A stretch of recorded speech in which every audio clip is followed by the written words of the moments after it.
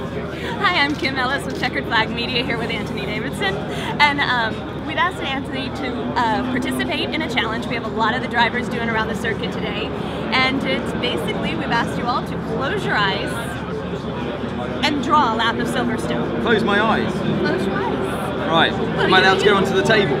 Well, I won't be mad at you. Close my eyes as well. Right. This is going to be interesting. That's what we're hoping for. It's hard enough to do it with your eyes open. I'll tell you what, I'll use my left hand as well, just make it really difficult. Okay, right, so, Silverstone. Would you like a reference real quick? No, I'm Would you like alright, a study? I'm just trying to think. Oh, that's kind of cheating, isn't it, looking at an actual track map. Right, okay. I have to feel the edge of the paper, won't I? Okay, go.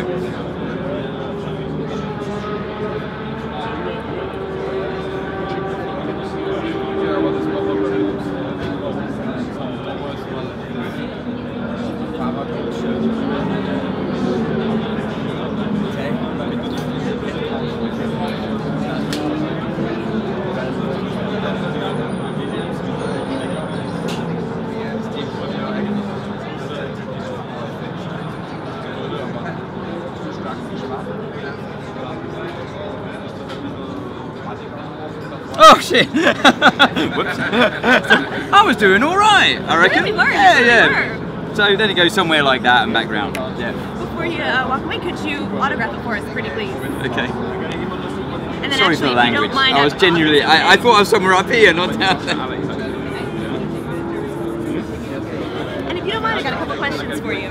Yeah. All right, let me actually switch over to interviewer I'm quite mode. proud of that, really. That's Silverstone, isn't it? Kind of. That's an offer. What? That's an offer. Yeah. You can see where it was going. Let's see here. Sorry about this. I was. Oh, first of all, I was talking to one of your fans on Twitter. Perhaps you know him, Mark Whitleggy. He is probably your #1 fan. So if you could give a shout out to him right now, Whitleggy. Whitleggy. Mark Whitleggy. Yep. Yes. Hi, Mark Whitleggy. Thanks for the support. Keep watching. Hopefully, we'll do something good on Sunday. And he has asked me to ask you guys, first of all, what are your main goals for this weekend, coming into a new season? The main goals for the weekend really are, to get the car running well, to be competitive in the race. Obviously, you always turn up to a race to win. That's always the goal. But we can't hide the fact that the car is very new. We only had 6 months to design and build the engine in the back of the thing, so you can't ask for miracles sometimes in racing. You're up against serious competition with the likes of Porsche and Audi, so yeah, we have to be realistic and just focus on what we can do with the stage we are of the programme. So I think a realistic goal would be to get a podium. That's a serious target. Any better than that, and I think that would be maybe a bit of a surprise or a luxury kind of situation to be in. So we see how it goes, but you've always got to go into these things with your eyes open, and especially a 6-hour race, you never know what's going to happen. No, you really don't. You really don't. So you're mentioning 6 months with the car, or is it? That's all you've had so far. So obviously there's quite a bit of a learning curve. You're picking up new things as you go. So focusing, going forward. I know everybody focuses on the big one. What are the steps that you're looking for toward going to Le Mans? Well, I mean, there's no such thing as a wasted kilometre or mile in testing at any point, and Silverstone's no exception. Although it's a race weekend, we're here learning at the same time, and we've seen problems this weekend already that we just haven't seen before in all the testing we do. So, in a way, it's frustrating when they arise, but it's a good thing as well, because you never stop learning in this game, and it means, like you say, the focus for June is getting closer, and the more problems you see now, hopefully the fewer you'll see when it comes down to Le Mans. So it would be more disappointing to come here, have a nice dry weekend, easy weekend, do well in the race, see no problems with the car, same again at Spa, and you go to Le Mans and it's suddenly wet, and you've never run the car in the wet properly before, and suddenly all these problems come from nowhere, and you lose the race, or even worse, you know, end up in the barrier somewhere because of controls problems that we've seen today. So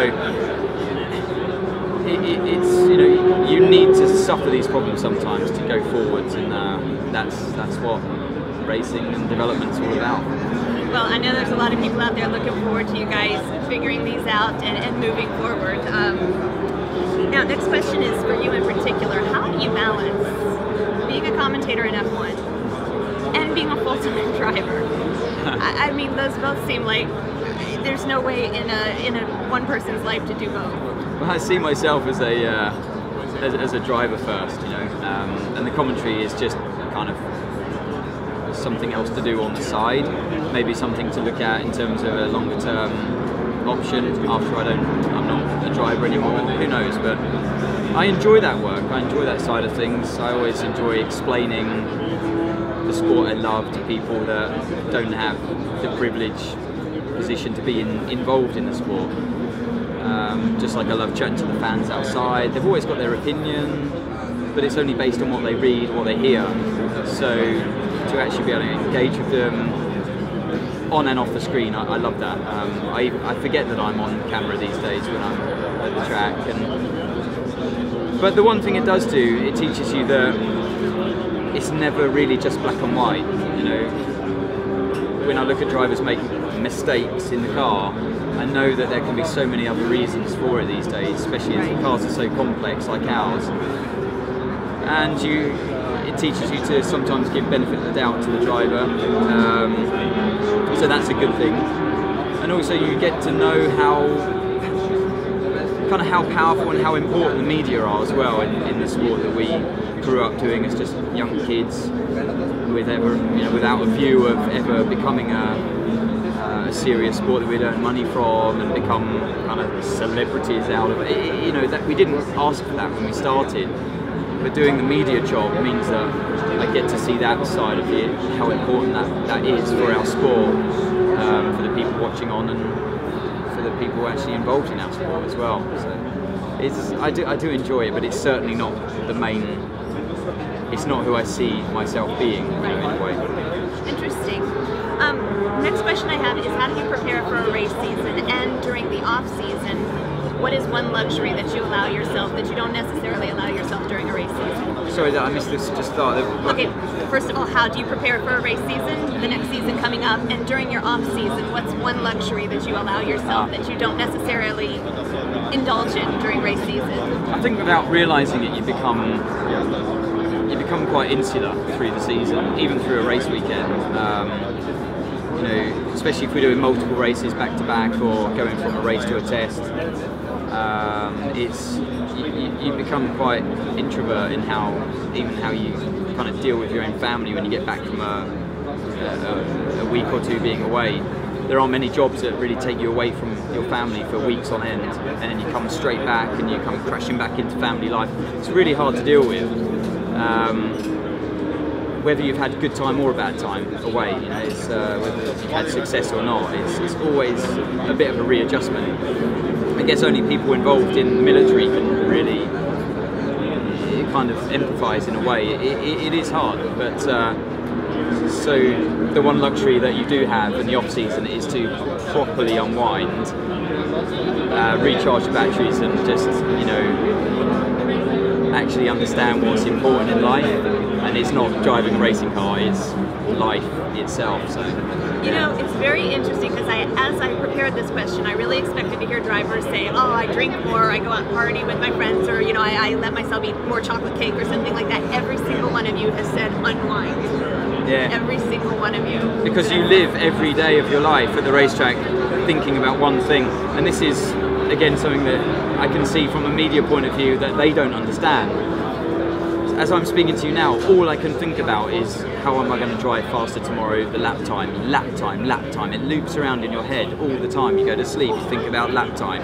It's crazy, it eats into you, and it's stressful. You're constantly in competition with the other guys out on the track, the other guys in your car. you know, you're under pressure. You don't just turn up and go to work just like a 9 till 5 job. You sit at your desk, you do your work. You're kind of in a big organisation maybe that you're just a very small part of, and you're under no pressure from someone sitting exactly alongside you doing exactly the same job that's looking for your job. And if you don't perform better than them, they're going to get your job. That's the difference. That's the world we live in, and it's a bit pathetic, really. So that's why a lot of you walk around with like blinders on all weekend sometimes. Yeah. You know, I'm struggling not to be in a bad mood today because we've had a rubbish day, and it's hard to not be difficult. Really, you know, appreciate you taking the time with us. No, that's it.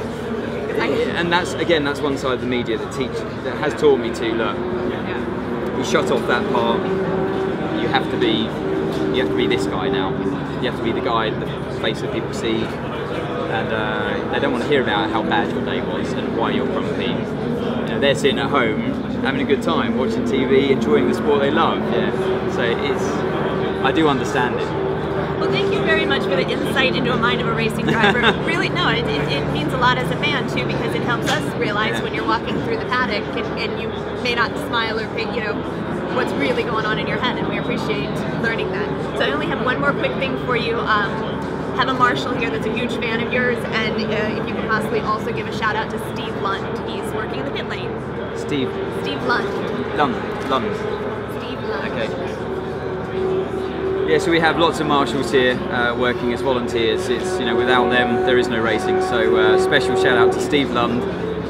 He's doing a great job, and yeah, big respect to you and everyone else that's out here, especially in these miserable conditions at Silverstone, out there in the snow. Come what may, it's it's always a privilege for us to drive with such brilliant marshals out there. We know we're in safe hands, so thanks. Anthony, thank you very much for your time.